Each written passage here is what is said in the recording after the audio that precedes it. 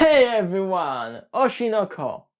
What? You expect me to play that opening that everyone talked about? No. You know what? We're gonna do this old-fashioned way today. We're gonna listen to good old radio. Oh, for fuck's sake.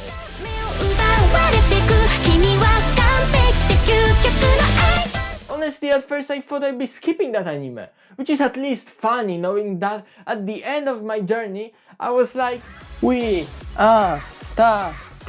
So how did that show even achieve that? Key to that is how this show keeps you interested in its story. Because you can have insane action both in terms of scale and visuals that keeps your viewers on the edge of their seats. Or you can have a world that is so different from ours that you never know what next episode will show.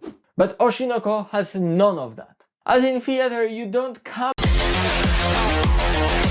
here for decorations or world. You come here for actors. And the main cast of this show makes sure that you can't take your eyes off the screen. Which is probably the best choice, knowing that the whole story could be summarized as being famous is hard. But jokes aside, there's not that many shows like that. Only show that comes to my mind is Kakegurui, but even there was a lot of action. To better illustrate what I mean, Demon Slayer is awesome, but let Tanjiro just talk whole episode instead of fighting, and I am out of there. That's why Oshinoko definitely goes to my top 3 best shows of all time. But it couldn't be all good.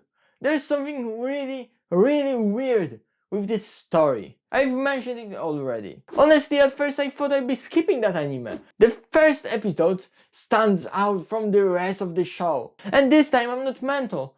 Geekak noticed the same thing in his video. So what actually happens in the first episode, which is 1.5 hours? I'll try to do it quick. So it all starts with this guy. He's a doctor and massive simp over teen idol Hoshino. He's not alone in that. His patient is actually the one who took him to the dark side. And one day to that hospital, which is literally in the middle of nowhere, comes Ai. And she's pregnant. He makes promise to deliver Ai's twins, but before he has chance to do so, he's killed by Ai's psycho fan. You think that's weird? We haven't even got to weird part yet. Doctor and that patient from earlier got reincarnated as Ai's kids, but they keep their memories and can speak.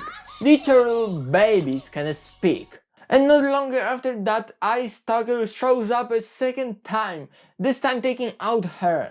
And this 1.5 hour episode has nearly nothing to do with the rest of the show, except for setting motivation for Aqua's actions. And yes, his name is Aqua and his sister is Ruby. If that was a whole show, I would never watch it. But thankfully the rest of the show make me quickly forget the first episode. So Aqua, no, not her, him. He's probably the best character in this whole show, and definitely my favorite one. A bit obsessive, a bit manipulative, as I said, there's nothing not to like about him. After the death of Ai, he's more than dedicated to finding his father and Ai's killer. With his great acting skills, he has a chance to get into the environment and people that were close to her. But at first we see him from his worst side, making us unsure if we want to cheer for him. Like faking phone calls to sabotage his sister's career. But I love crazy characters.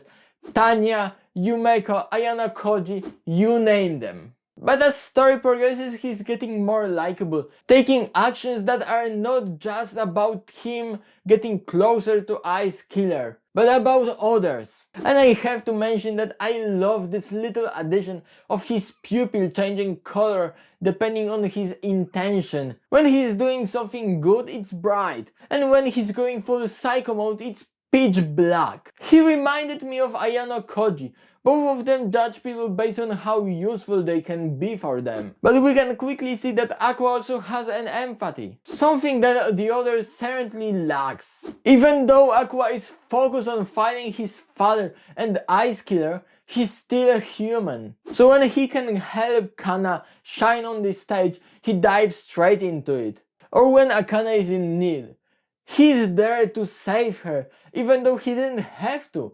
His deal was about being in the show. That empathy, which at least I didn't expect from manipulative character like Aqua, is genuinely positively surprising. But the same goes when he's pretending to be peon just so Kana will keep on training because she didn't want to talk to him. Or when he's cheering for Big Komachi at their concert. This character has a lot of depth and I could talk whole episode just about him. And I'm still shocked that it's the same author that wrote I.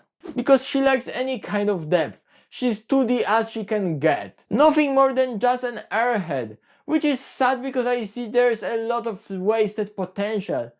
Show tells us that she's constantly lying, but we never see that. The first rule of storytelling is show, don't tell. Great showcase of that can be Ami from Toradora. Both of them are idol figures and chronicle liars.